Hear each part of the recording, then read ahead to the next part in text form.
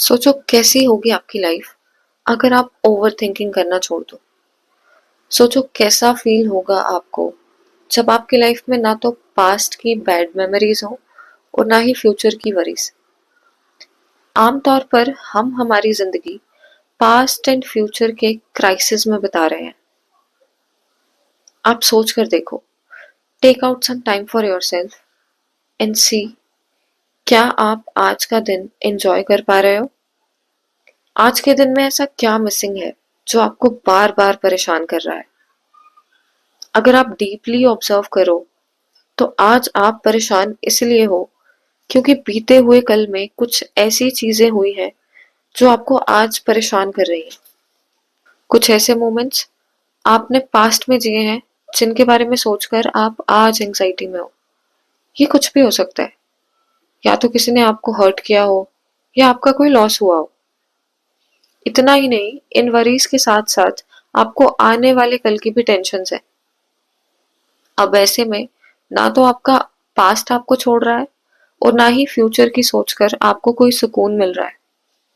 और इसी जद्दोजहद में आपका आज का दिन वेस्ट होता जा रहा है। आप आपके आज में खुश नहीं हो। अगर आपका माइंड हमेशा पास्ट या फ्यूचर में अटका रहता है तो आप एक्चुअली अपनी लाइफ मिस कर रहे हो। और सबसे डेंजरस बात, आपको ये कभी रियलाइज भी नहीं होता। आज हम बात करेंगे एक ऐसी बुक के बारे में जो सिंपल तो है, पर अगर समझ आ गई तो आपकी सोच, स्ट्रेस और लाइफ सब चेंज हो सकता है। And the book name is the power of now. ये बुक हमें एक बेसिक चीज सिखाती है जो हम सब जानते हैं पर फॉलो नहीं करते।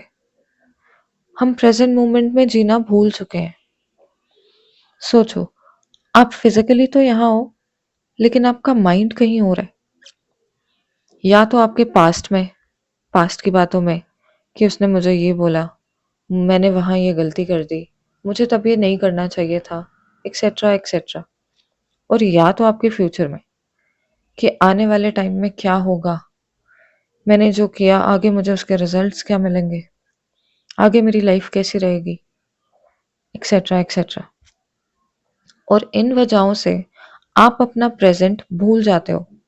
आपका प्रेजेंट साइलेंटली वेस्ट हो रहा है। इसको एक और कॉन्सेप्ट से समझते हैं।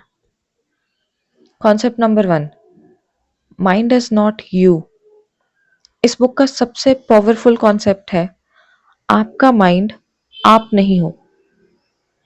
आपका माइंड कॉन्शियसली थॉट्स क्रिएट करता है, पर इसका मतलब ये नहीं कि वो सारे थॉट्स सच हैं या सच हो जाएंगे। जब आप हर थॉट को सीरियसली लेने लगते हो तब आपको एंजाइटी, ओवरथिंकिंग और स्ट्रेस शुरू हो जाता है। आपको रियलाइज तब होता है जब आप अपने थॉट्स को ऑब्जर्व करना शुरू करते हो। Concept number 2, pain comes from time. Now according to this book, ज्यादातर पेन दो जगहों से आता है। पहला पास्ट के रिग्रेट से, दूसरा फ्यूचर के फियर से। प्रेजेंट मोमेंट में एक्चुअल प्रॉब्लम बहुत कम होती है, पर हम अपने माइंड से अननेसेसरी प्रॉब्लम्स क्रिएट कर लेते हैं। Concept number 3, power of now. अब सबसे इंपॉर्टेंट बात, रियल लाइफ सारी इसी मोमेंट में हो रही है।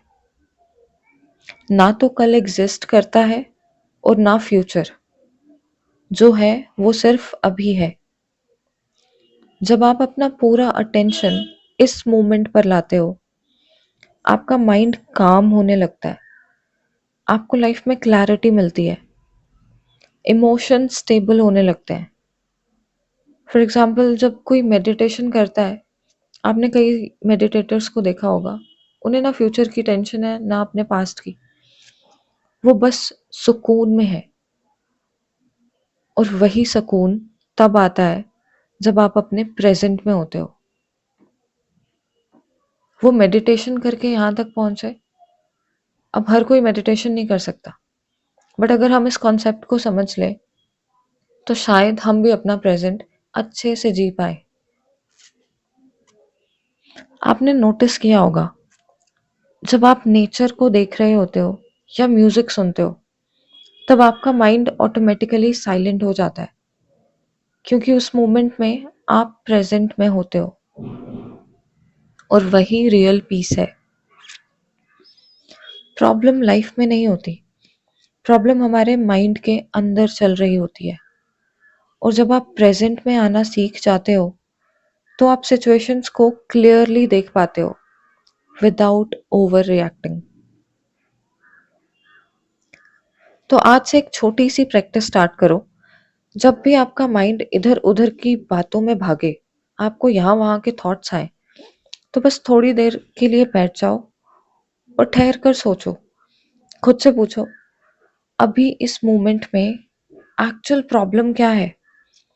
ज्यादातर केसेस में आपको जवाब मिलेगा कि कुछ भी नहीं। या तो ये सारी चीजें आपके पास्ट की एंजाइटी से आ रही हैं, या तो फ्यूचर के अनसर्टन डर से। लाइफ कभी पास्ट में नहीं होती, और लाइफ कभी फ्यूचर में नहीं होती। लाइफ सिर्फ अभी हो रही है, और इसी में आपकी रियल लाइफ है, इसी में पीस है, और इसी से आप मेंटली खुश रह सकते हो।